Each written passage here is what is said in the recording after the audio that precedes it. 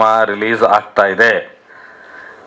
ಇದು ಒಂದು ಪ್ರವಾಹದ ಮಳೆಯಂತ ಜಲಾವೃತವಾದಂಥ ಸಿನಿಮಾ. ಇದನ್ನ ತಡೆಯೋದಕ್ಕೆ ನಿಮ್ಮಂಥ ಸುಪಾರಿ ಕಿಲ್ಲರ್ಗಳ ಕೈಲಿ ಸಾಧ್ಯವಾಗೋದಿಲ್ಲ. ಯಾಕೆಂದ್ರೆ ಒಳ್ಳೆ ಕಲಾಕೃತಿನ ಒಳ್ಳೇದನ್ನ ತಡೆಯೋದಕ್ಕೆ ಈ ಜಗತ್ತಲ್ಲಿ 100 ಕೆಟ್ಟದ್ದು ಬಂದರೂ ಸಾಧ್ಯ ಇಲ್ಲ.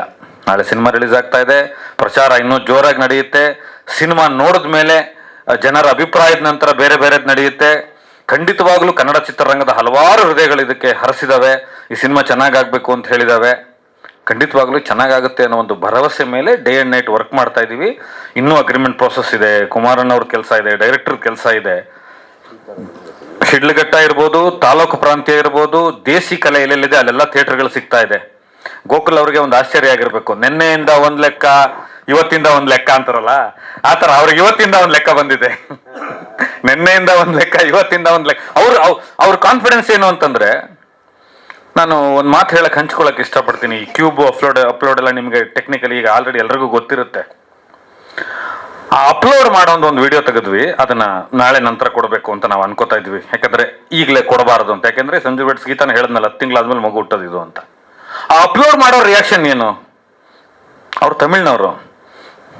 இந்த படம் சூப்பர் ಹಿಟ್ இந்த படம் தான் ಅಪ್ಲೋಡ್ ಮಾಡೋನು, ಆ ಟೆಕ್ನಿಷಿಯನ್, ಅಲ್ಲಿ ಹೋಗಿರೋರ್ ತಂಡ. ಸೊ ನನಗನ್ಸುತ್ತೆ ಈ ಆಪರೇಟರ್ಗಳು ಇರ್ತಾರಲ್ಲ, ಥಿಯೇಟರ್ ಆಪರೇಟರ್, ಅಣ್ಣವ್ರ ಕಾಲದಿಂದನೂ ಅವರಷ್ಟು ಜಡ್ಜ್ಮೆಂಟ್ ಯಾರಿಗೂ ಇರಲ್ಲ, ಅವರಷ್ಟು ಸಿನಿಮಾ ಗೊತ್ತಿರಲ್ಲ ಅವ್ರಿಗೆ ಎಲ್ಲಿ ಏನೇನು ಮಾಡಬೇಕು ಅಂತ. ಆ ಕಾಲದಲ್ಲಿ ಅವರೇ ಎಡಿಟ್ ಮಾಡಿಬಿಡೋರು, ಡೈರೆಕ್ಟರ್ಗಿಂತ ಚೆನ್ನಾಗಿ ಎಡಿಟ್ ಮಾಡಿ cinema ಬಿಡೋರು.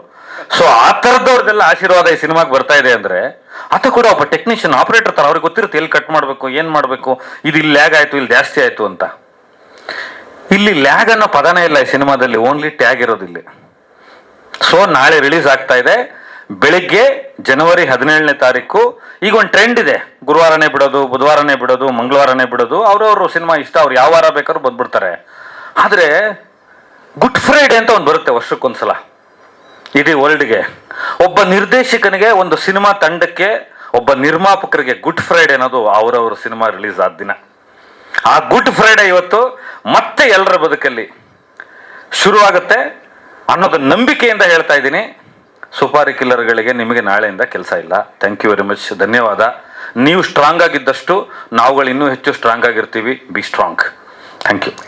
Thank you, thank you. Wonderful. ಅಂದ್ರೆ ಇಷ್ಟು ಒಂದು ಪ್ರೆಷರ್ಗೆ ನಮ್ಮನ್ನ ತಳ್ಳಿದ ಆ ಕೈಗಳಿಗೆ ನಿಜಕ್ಕೂ ಥ್ಯಾಂಕ್ಸ್ ಹೇಳ್ತೀವಿ. Because we are more strong. ಯಾವತ್ತೂ ಯಾವುದಕ್ಕೂ ಎದುರೋ ಜನನೇ ಅಲ್ಲ. ರೋಡಲ್ಲಿ ಹೇಳ್ತಾರೆ, ಇಲ್ಲ ಫೈನಾನ್ಸ್ ಕ್ಲಿಯರ್ ಆಗಿಲ್ಲ, ಗೊತ್ತಾ ನಿಮಗೆ? ಕಿವಿಗಳಿಗೆ ಊದ್ತಾರೆ, ಇಲ್ಲ ಸಿನಿಮಾ ಬರೋದಿಲ್ಲ. ಯಾಕೆ? ನಿಮ್ಮ ಮನೆಯವರು ಏನಾದ್ರು ದುಡ್ಡು ತಂದು ಕೊಟ್ಟಿದ್ರ ನಮಗೆ?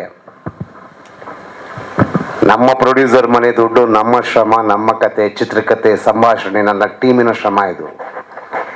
ಯಾರ ಮನೆಯಿಂದ ಏನು ಒತ್ಕೊ ಬಂದಿಲ್ಲ. ಸೊ ಹಾಗಾಗಿ ಯಾರಿಗೂ ಇದ್ರ ಅಗತ್ಯ ಇಲ್ಲ. ಸಿನಿಮಾ ಚೆನ್ನಾಗಿದ್ರೆ ನನ್ನ ಪ್ರೇಕ್ಷಕನ ನಮ್ಮನ್ನ ಒಪ್ತಾನೆ. ಸಿನಿಮಾ ಚೆನ್ನಾಗಿಲ್ಲ ಅಂತಂದ್ರೆ ಅವನಿಗೆ ಇದು ಯಾವುದು ಬೇಕಾಗಿಲ್ಲ. ಸೊ ಪ್ರೇಕ್ಷಕನಿಗೆ ಸಿನಿಮಾನೇ ಮುಖ್ಯ.